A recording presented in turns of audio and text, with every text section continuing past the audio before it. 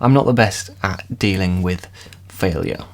When I was in school, whenever the teacher asked a question and I got the answer wrong, I could feel my face heating up with embarrassment or shame even, that I was wrong in front of everyone. So I'd rarely put my hand up in class, only if I was 100% sure, and even then I'd rather that someone else got there first. And that kind of thinking follows you round. When I played for a football team, and I would run up and down the pitch hoping that people wouldn't pass to me, because I wasn't that good at football. That's what happens when someone has a strong desire to succeed, paired with caring too much about what other people think. Things would probably be a lot better if we paid a lot less attention to both failures and successes. Not being so inflated by winning or so crushed by losing. But from award shows to sports competitions to school grades, we cannot avoid talking about success. So we might as well get to know failure. That's what I'm trying to do, at least. I'm trying to conquer that fear of failure and see it for what it really is. A very common and very normal thing that happens to everyone.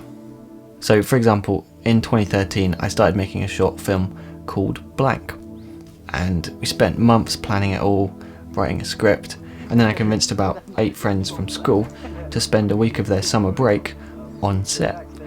By the time school started again, we still hadn't finished filming, and I was starting to realise that our script wasn't nearly as good as I'd thought it was. We tried to film after school and on weekends, but ended up deciding to just call it a day and cut down what we already had into a trailer that we could release.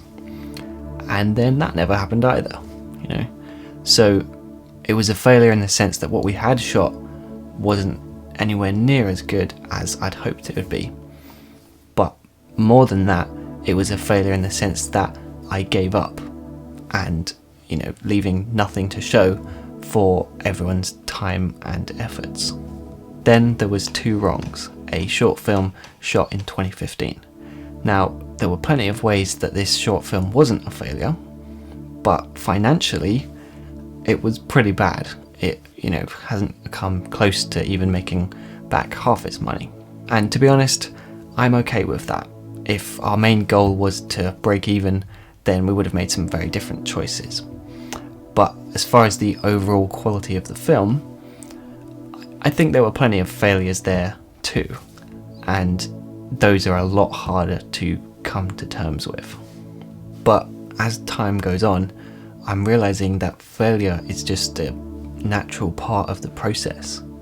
There have been so many times that I've got an email about a cool project or an opportunity.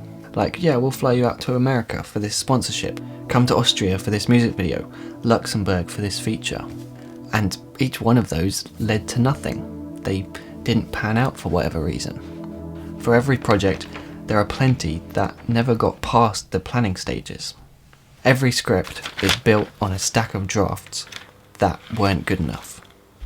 Most ideas come after hundreds that didn't work. Now, I just need to briefly tell you that this video is sponsored by User Farm. They do filmmaking contests where you can get cash rewards while getting experience working with brands. If you want to check out one of their new contests, I've put a link in the description.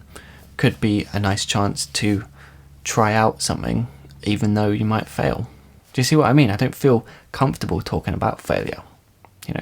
Referring to older projects seems like you shouldn't call them failures, you should just call them learning points or stepping stones. Maybe mistakes, as if it was just one tiny little blip in an otherwise flawless life. Although it's absolutely true that we can look back at our failures and see the positives, see what we learn from them, when it happens in the moment, failure is a smack in the face. It still hurts. So, rather than avoiding the word failure, let's talk about it. Rather than pretending it never happens, let's accept it. But let's make one very crucial distinction. That may have been a failure, but it doesn't mean that I am a failure.